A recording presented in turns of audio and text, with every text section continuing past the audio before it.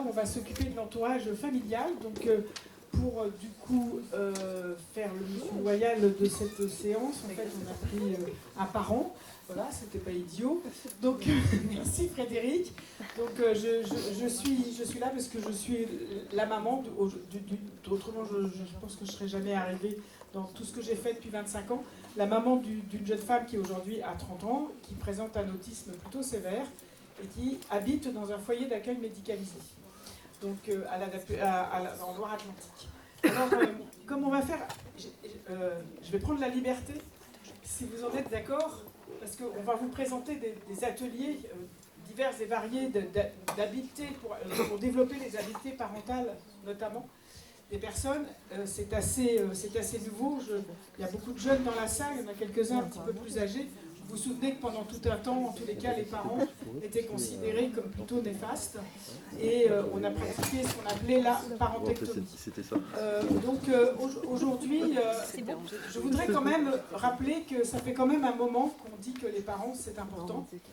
Et je voudrais vous lire quelques lignes, si j'ai le droit, du professeur Éric Schopler.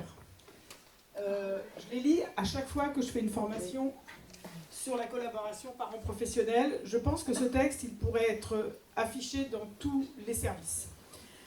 J'ai le droit, Frédéric? Oui, mais tu dis ce qui était Je vais reciter 1984, extrait d'une intervention d'un congrès, créateur du dispositif Teach en Caroline du Nord.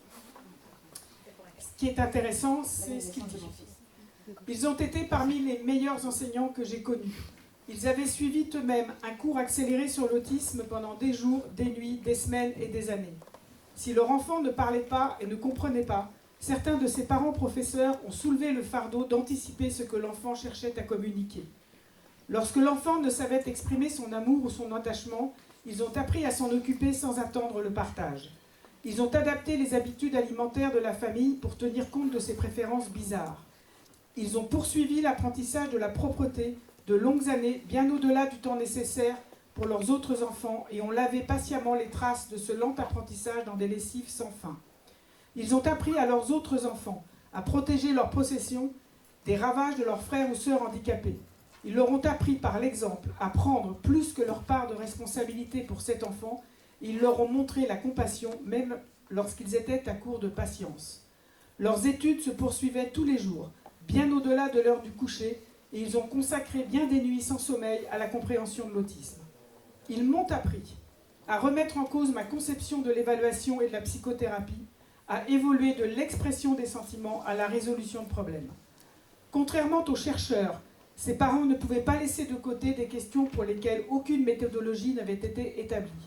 Contrairement aux cliniciens, ils ne pouvaient pas transférer l'enfant ailleurs parce qu'ils n'étaient pas formés pour gérer de tels problèmes.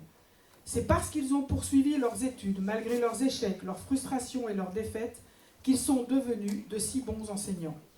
Les parents m'ont appris qu'il est possible qu'une attente ordinaire, comme de faire venir au monde un enfant et de l'élever, soit contrariée sans raison apparente, et qu'il est possible de vivre au quotidien avec cette déception. Qu'il n'existe pas une façon unique d'élever convenablement un enfant, même avec un handicap sévère, mais toute une palette de différences. Celles-ci dépendent de la nature et de la sévérité du handicap de l'enfant, des ressources et des aspirations de la famille où il est né. Il y a de la place pour d'importantes variations individuelles dans l'éducation des enfants.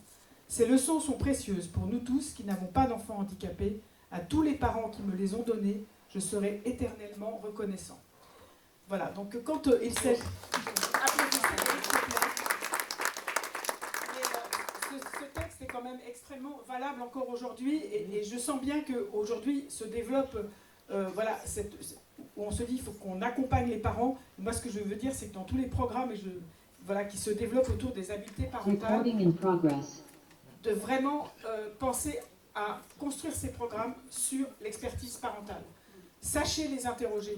Ils ont mis en place des stratégies qui rentrent peut-être pas dans les clous, mais qui peuvent être utilisées et surtout peut-être vous donner des idées. Donc voilà, c'est ce que je voulais dire. Donc je vais maintenant introduire.